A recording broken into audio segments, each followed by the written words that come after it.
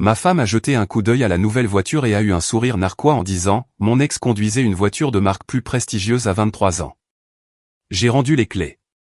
Impressionnant. Cet après-midi-là, j'ai tranquillement fait ce qu'elle pensait que je n'oserais jamais faire. J'ai posé une simple enveloppe sur la banquette du piano. Et puis, elle l'a enfin ouverte.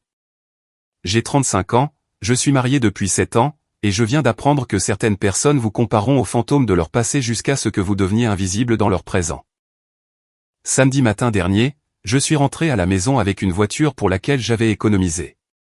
Pas un véhicule de luxe, mais convenable. Une berline Peugeot fiable, neuve, avec de bonnes notes de sécurité, quelque chose de logique pour notre famille. Nous parlions de remplacer mon ancienne voiture depuis des mois. Elle avait convenu qu'il était temps. Elle avait dit qu'elle faisait confiance à mon jugement. J'ai pris cela pour argent comptant. Je me suis garé dans l'allée vers 11 heures. Elle était dans le jardin devant la maison avec son café, consultant son téléphone. Elle a levé les yeux quand elle a entendu le moteur. Je suis sorti. Je me sentais bien par rapport à cet achat, par rapport au fait d'être responsable, de m'occuper de quelque chose qui devait l'être. Qu'en penses-tu? Elle en a fait le tour une fois. N'a pas souri, n'a pas dit félicitations ni merci d'avoir géré ça. Elle en a juste fait le tour avec cette expression que je n'arrivais pas vraiment à déchiffrer. Elle est bien. Juste bien? Elle a haussé les épaules. Mon ex conduisait une marque plus prestigieuse à 23 ans. Je suis resté là, tenant les clés, assimilant ce qu'elle venait de dire, la façon dont elle l'avait dit, la désinvolture méprisante, la comparaison avec quelqu'un d'il y a plus d'une décennie. Impressionnant. Quoi? Qu'il ait eu une voiture plus prestigieuse à 23 ans. Très impressionnant. Je dis juste que tu as 35 ans. Je m'attendais à quelque chose de plus. Je lui ai tendu les clés. Tu devrais les garder alors, puisque j'ai manifestement fait le mauvais choix. Ne sois pas dramatique. C'est une belle voiture. Je dis juste qu'elle aurait pu être mieux. Comparée à ton ex. Comparé à ce que nous pouvions nous permettre si tu avais vraiment voulu m'impressionner. Je suis rentré à l'intérieur. Je n'ai pas claqué la porte, je n'ai pas crié. Je suis juste rentré et je me suis assis dans mon bureau pendant environ 20 minutes, essayant de comprendre ce qui venait de se passer.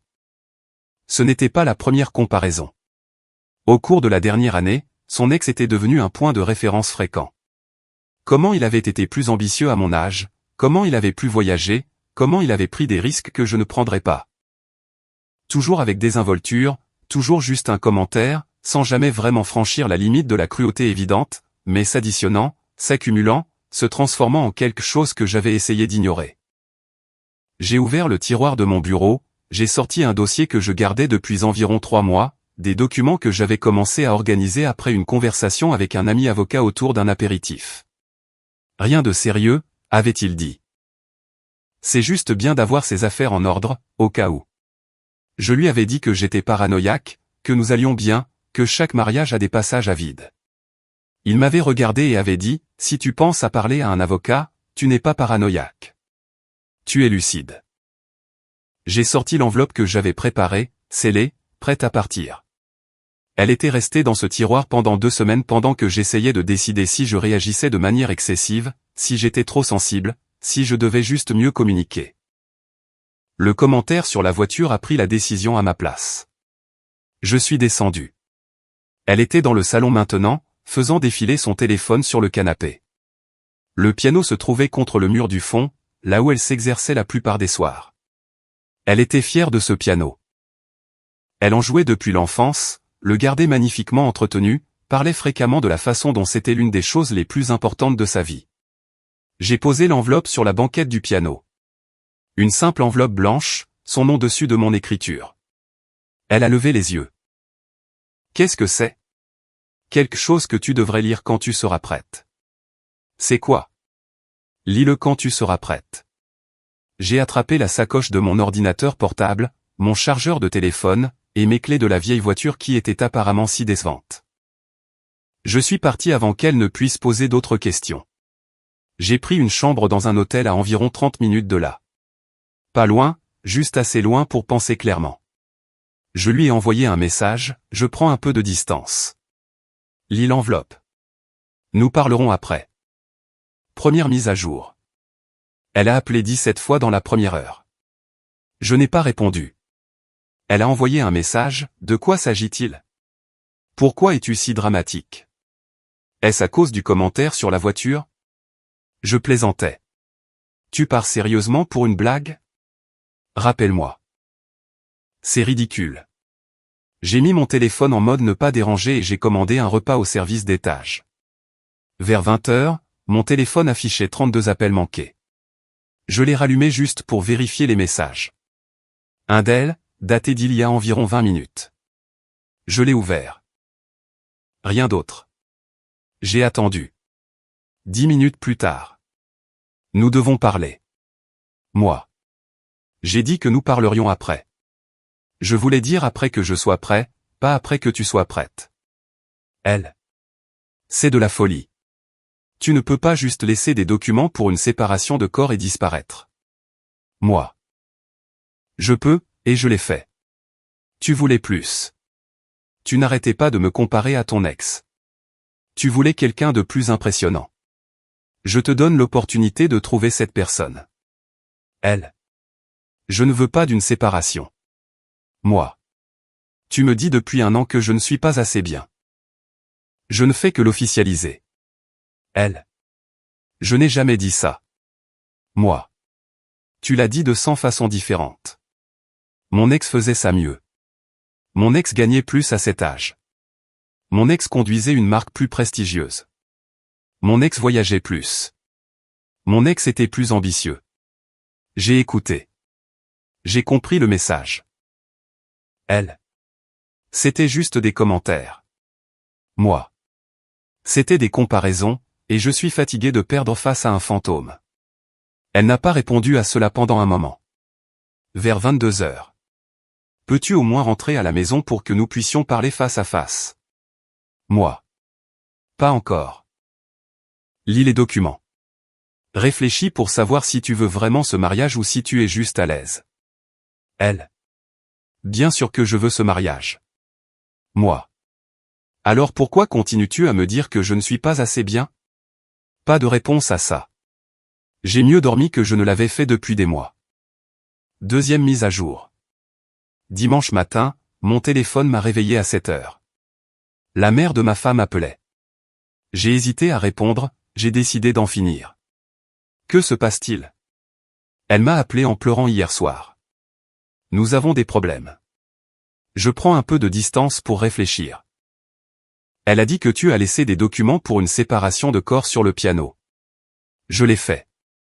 Pourquoi? Un commentaire sur une voiture? Ce n'est pas à propos de la voiture. C'est à propos d'un schéma. Elle me compare à son ex depuis 1 an. La voiture n'était que la goutte d'eau qui a fait déborder le vase. Tout le monde fait des comparaisons parfois. Pas comme ça. Pas constamment. Pas de manière conçue pour me faire sentir incompétent. Elle est juste stressée par le travail. Elle ne pense pas à mal. Alors elle devrait arrêter de le dire. Mais elle ne le fait pas. Parce qu'elle le pense vraiment. Elle est déçue de qui je suis. Je ne suis pas intéressé à passer ma vie avec quelqu'un qui aimerait que je sois quelqu'un d'autre. Tu jettes 7 ans pour quelques commentaires? Je reconnais 7 ans à essayer d'être à la hauteur pour quelqu'un qui a clairement fait savoir que je ne le suis pas. Ce n'est pas jeter. C'est accepter la réalité. Elle t'aime. Elle aime l'idée que je sois différent. Ce n'est pas la même chose. Par lui. Arranger les choses. C'est ça le mariage. Le mariage, c'est 2 personnes qui se choisissent l'une l'autre. Elle a choisi le souvenir de quelqu'un d'autre. Je lui donne juste l'espace pour être honnête à ce sujet. J'ai raccroché. J'ai complètement éteint mon téléphone, j'ai passé le dimanche à lire, à regarder la télévision, à commander à manger. Paisible. Pas de commentaires sur ce que j'avais commandé, sur comment j'aurais pu commander quelque chose de mieux, sur comment quelqu'un d'autre aurait fait un choix différent. Juste moi prenant des décisions, vivant avec, sans être comparé à personne. C'était bien, vraiment bien. Troisième mise à jour, lundi matin. J'ai rallumé mon téléphone. 46 appels manqués. J'ai fait défiler les messages. Elle, principalement. Sa mère encore, sa sœur, ma propre mère, qu'elle avait apparemment recrutée, un ami du travail qu'elle avait convaincu que je traversais une sorte de crise. La manipulation était impressionnante, je lui accorde ça. J'ai d'abord appelé ma mère. Ça va? Elle a dit que tu ne te comportes pas comme d'habitude. Je me comporte exactement comme moi-même, pour la première fois depuis longtemps. Elle a dit que tu es parti sur un malentendu. Elle m'a dit que ma nouvelle voiture n'était pas assez bien comparée à ce que son ex conduisait à 23 ans. Ce n'était pas un malentendu. C'était-elle en train de me dire qui elle pense que je devrais être? Ce n'est pas une raison pour quitter un mariage. C'est la raison qui m'a fait reconnaître toutes les autres raisons. Maman, elle me compare à lui depuis plus d'1 an. Rien de ce que je fais n'est assez bien. Je suis toujours en deçà de ce souvenir parfait qu'elle a construit. Je ne peux pas rivaliser avec un fantôme. Je ne devrais pas avoir à le faire. Avez-vous essayé la thérapie de couple? J'ai essayé de communiquer. Elle n'écoute pas. Elle me dit juste que je suis sensible quand je souligne les comparaisons. J'en ai fini d'essayer de convaincre quelqu'un que je vaux la peine d'être gardé sans modification. Que disent les documents de séparation? Une séparation de corps de 6 mois. Nous maintenons des résidences séparées, des finances séparées. À la fin des 6 mois, nous décidons si nous voulons divorcer ou nous réconcilier. Si nous nous réconcilions, nous le faisons en thérapie avec l'aide d'un professionnel. Si nous divorçons, nous aurons eu le temps de nous préparer et de le faire civilement. C'est très calculé. J'y pense depuis des mois, depuis que les comparaisons ont commencé à empirer. J'ai consulté un ami avocat, j'ai mis mes affaires en ordre. Le commentaire sur la voiture m'a juste fait arrêter d'attendre. Veux-tu sauver ton mariage? Je veux me sauver moi-même. Si elle peut en faire partie, super. Mais je ne le ferai pas en continuant d'accepter qu'on me dise que je ne suis pas assez bien. Je soutiendrai ce que tu décideras. Merci, maman. J'ai ensuite contacté mon employeur. Je leur ai dit que j'avais besoin de la semaine de congé pour urgence personnelle. Ils l'ont approuvé sans poser de questions. Puis je l'ai enfin appelé. Où es-tu? À l'hôtel. Rentre à la maison. Pas encore. Nous devons parler de ça face à face. Nous le ferons. Quand je serai prêt. En ce moment, j'assimile les choses. Tu devrais le faire aussi. Assimiler quoi? Tu as lâché une bombe et tu as fui. J'ai laissé des documents décrivant clairement ce que je veux. Ce n'est pas fuir. C'est être clair. Tu veux une séparation de corps. Je veux du temps séparé pour découvrir si tu veux vraiment être marié avec moi ou si tu t'en contentes parce qu'un divorce est dérangeant. Je ne m'en contente pas. Alors pourquoi continues-tu à me comparer à ton ex? Pourquoi ne suis-je jamais tout à fait assez bien? Pourquoi tout ce que je fais est-il mesuré par rapport à une norme imaginaire établie par quelqu'un que tu as fréquenté il y a plus d'1 décennie? Je ne fais pas ça. Tu l'as fait samedi avec la voiture. Tu l'as fait des dizaines de fois auparavant. Le commentaire sur le travail il y a 3 mois, le commentaire sur les vacances en janvier, le commentaire sur mes vêtements au mariage de ton ami, tous des comparaisons avec lui. Toutes des façons de me dire que je ne suis pas à la hauteur. Tu exagères. J'ai tenu une liste. J'ai commencé à noter il y a environ 2 mois parce que je pensais que je l'imaginais peut-être. Veux-tu savoir combien de fois tu m'as comparé à lui au cours des 8 dernières semaines? Silence. 17 fois. 17 occasions distinctes où tu as trouvé un moyen de mentionner à quel point il était meilleur, faisait plus, accomplissait plus, impressionnait plus. Ce n'est pas de l'exagération. C'est de la documentation. Tu as tenu une liste? Parce que tu n'écoutais pas quand je disais que ça faisait mal. Tu me disais que j'étais sensible. Alors j'ai commencé à documenter. Il s'avère que je n'étais pas sensible. J'étais exact. C'est dingue. Ce sont des preuves. La preuve que ce mariage ne fonctionne pas, que tu n'es pas heureuse avec qui je suis, que tu aimerais que je sois quelqu'un d'autre. Je n'aimerais pas que tu sois quelqu'un d'autre. Alors arrête de me comparer à lui. Arrête de me dire comment il faisait mieux les choses. Arrête de me faire sentir que je perds constamment une compétition à laquelle je ne savais pas que je participais. J'arrêterai. Je le promets. Rentre juste à la maison. Promettre d'arrêter n'est pas la même chose que comprendre pourquoi c'est un problème. Tu dois découvrir pourquoi tu continues à le faire. Pourquoi tu ne peux pas le laisser partir. Pourquoi je ne suis pas assez bien tel que je suis. Tu es assez bien. Alors prouve-le. Passe les prochaines semaines à réfléchir à la raison pour laquelle tu ressens le besoin de parler de lui. À ce que tu cherches vraiment. À savoir si tu veux vraiment être marié avec moi ou avec une version idéale que tu as créée et qui n'existe pas. C'est cruel. C'est nécessaire. Lis les documents. Tu as les coordonnées de mon avocat. Si tu veux contester les termes, fais-le légalement. Mais je ne reviendrai pas tant que nous n'aurons pas tous les deux le temps de réfléchir. J'ai raccroché. 4e mise à jour. Mardi après-midi, j'ai reçu un message électronique de mon ami avocat. Elle avait demandé à son avocat de le contacter. Elle voulait négocier les termes de la séparation. Elle demande que tu rentres à la maison. Elle acceptera la thérapie. Elle veut sauter la séparation et passer directement à la thérapie. Non. Tu es sûr? C'est en fait un compromis raisonnable. J'ai besoin d'espace. Elle doit comprendre que je suis sérieux. Si je reviens maintenant, elle pensera qu'elle peut s'excuser et que rien ne change. Je veux 6 mois. Je veux qu'elle réfléchisse vraiment pour savoir si elle veut ça. C'est ta décision. Je répondrai en conséquence. Mercredi, sa sœur s'est présentée à l'hôtel. Je ne sais pas comment elle m'a trouvé.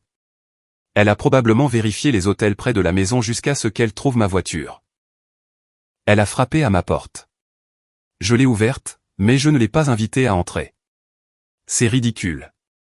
Ça semble être le consensus. Elle est dans un sale état. Elle pleure constamment, elle ne mange pas. Tu la tues avec ça. Elle est mal à l'aise. C'est différent de mourir. Tu es cruel. Je suis clair. Pendant 7 ans, j'ai essayé d'être assez bien. Ça n'a jamais été assez. Alors je prends du recul et je la laisse décider si elle me veut vraiment ou si elle veut juste quelqu'un pour combler le vide en forme de mari dans sa vie. Elle te veut.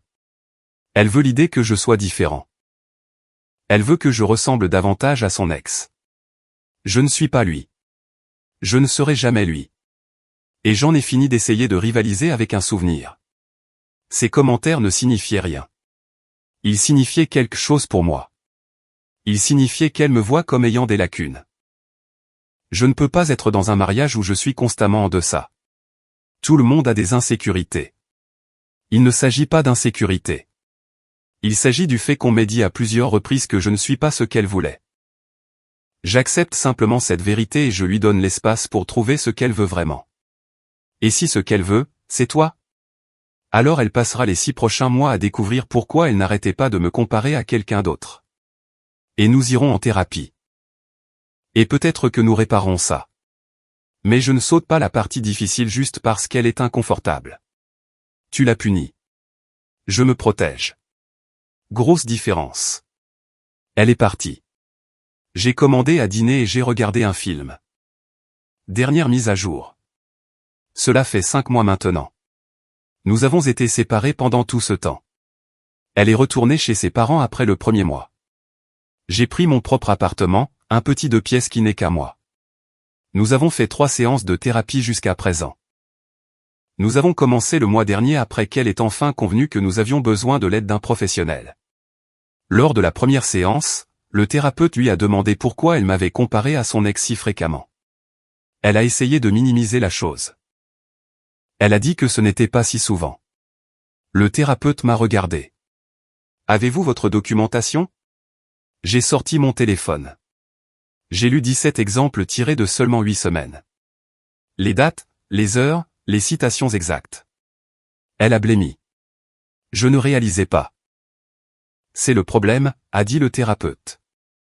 Vous n'étiez pas consciente du schéma, mais le schéma existe. Et il a considérablement blessé votre partenaire. Deuxième séance, nous avons parlé de la raison pour laquelle elle le faisait. Il s'avère que son ex était celui qui lui avait échappé dans son esprit. Ils avaient rompu parce qu'il avait déménagé pour le travail et qu'elle n'avait pas voulu le suivre. Elle avait passé des années à idéaliser ce qui aurait pu être. Elle en avait fait cet idéal parfait qu'aucune personne réelle ne pouvait égaler. Je crois que je voulais que tu sois lui, a-t-elle admis. Pas consciemment, mais je voulais que tu me fasses ressentir ce que je me souviens avoir ressenti avec lui. C'est impossible, ai-je dit. Tu avais 23 ans. Tout semble différent à 23 ans. Je ne peux pas recréer un sentiment d'une époque différente de ta vie. Je ne peux être que moi-même maintenant, tel que je suis réellement. 3e séance, elle a demandé ce qu'il faudrait pour que j'envisage une réconciliation. J'ai besoin de savoir que tu me vois vraiment. Pas comme un projet, pas comme un substitut décevant à quelqu'un d'autre. Moi tel que je suis. Avec mon vrai travail, ma vraie voiture, mes vraies ambitions. Si ce n'est pas suffisant, alors nous ne sommes pas compatibles. Ils sont suffisants. Je le sais maintenant. Le savoir maintenant n'est pas la même chose que le savoir à l'époque. J'ai besoin de temps pour être sûr que tu le penses vraiment. Que ce n'est pas juste toi qui es mal à l'aise avec la séparation. Il nous reste encore un mois dans la période de 6 mois. Je n'ai pas encore décidé si je veux me réconcilier. Certains jours, je pense que nous pouvons peut-être réparer ça. D'autres jours, je me souviens de la paix que j'ai ressentie cette première semaine à l'hôtel. N'être comparé à personne, ne pas être mesuré à des normes impossibles. La voiture est toujours dans notre allée à la maison. J'en ai acheté une autre d'occasion, pas chère, pour moi après avoir eu l'appartement. Elle m'a envoyé un message la semaine dernière pour me demander si je voulais la conduire puisque je l'avais achetée. Je lui ai dit de la vendre si elle le voulait ou de la garder. Je m'en fichais désormais. La voiture n'était pas le sujet. Elle ne l'a jamais été. Elle a demandé quel était le sujet. Le sujet, c'est que tu as regardé quelque chose pour lequel j'avais travaillé et tu as immédiatement pensé à quelqu'un d'autre. Le sujet, c'est que ta première réaction face à mon effort a été la déception. Le sujet, c'est que j'ai passé 7 ans à essayer d'être à la hauteur pour toi et que tu as passé au moins l'une de ces années à me dire que je ne l'étais pas. Elle a aussi suivi une thérapie individuelle. Travaillant sur la raison pour laquelle elle avait idéalisé son ex, pourquoi elle n'avait pas pu laisser cette relation s'en aller, pourquoi elle avait projeté ses attentes sur moi. Son thérapeute lui a dit qu'elle essayait de retrouver sa jeunesse en trouvant quelqu'un qui la faisait se sentir jeune à nouveau. Qu'elle faisait le deuil de sa vingtaine et que j'en payais le prix. Mon thérapeute m'a dit que j'avais accepté des miettes d'affection alors que j'étais affamé de véritable reconnaissance. Que j'avais normalisé le fait qu'on me dise que je ne suis pas assez bien parce que j'avais peur d'être seul. Nous apprenons tous les deux séparément. Ce qui est peut-être ce dont nous avions besoin depuis le début. L'enveloppe sur le piano, c'était les documents pour une séparation de corps. Mais c'était aussi autre chose. C'était moi disant enfin que je vois ce qui se passe. Je ne fais plus semblant et je mérite mieux que ça. Si mieux signifie une nouvelle version de notre mariage ou une toute nouvelle vie, je ne l'ai pas encore décidé. Mais je sais ceci. Je ne retournerai jamais à être comparé à un fantôme. Je n'accepterai jamais qu'on me dise que je ne suis pas assez bien tout en devant être reconnaissant pour la critique. Le piano trône toujours dans le salon de la maison. Elle en joue toujours la plupart des soirs, mais l'enveloppe a disparu. Le message a été reçu. Si elle peut vraiment changer, si je peux lui refaire confiance, si nous sommes tout simplement compatibles, ce sont des questions sur lesquelles nous travaillons encore. Mais au moins maintenant nous nous les posons honnêtement. Plus de comparaisons. Plus de faux semblants. Juste deux personnes essayant de découvrir si elles se veulent vraiment ou si elles ont joué un mariage qui s'est terminé il y a des années. Il nous reste un mois de séparation. Après cela, nous décidons. Une partie de moi espère que nous pourrons réparer ça. 7 ans, c'est long pour tout jeter. Mais une autre partie de moi s'est habituée à ne pas être mesurée à quelqu'un d'autre. À prendre des décisions qui ne sont pas critiquées. À conduire la voiture que je veux sans commentaire. Cette partie de moi est très à l'aise d'être seule. Nous verrons quelle partie l'emporte. Commentaire, je tenais à partager avec vous ce que cette histoire m'inspire profondément. Se respecter soi-même reste la base de toute relation équilibrée. Poser des limites claires n'est pas un caprice, c'est une nécessité pour préserver sa dignité. Nous méritons tous d'être appréciés pour qui nous sommes réellement, sans comparaison. Prendre du recul permet souvent de mieux comprendre nos véritables besoins. La guérison commence quand on accepte enfin sa propre valeur. Choisir sa paix intérieure est un acte de responsabilité et de courage. Soyez bienveillants envers vous-même tout au long de ce chemin. J'espère que vous prendrez le temps de réfléchir sincèrement à vos relations. Je vous souhaite à tous beaucoup de sérénité et de force pour avancer. Si vous avez aimé, n'oubliez pas de laisser un commentaire et de soutenir la chaîne en vous abonnant. À bientôt pour les prochaines stories.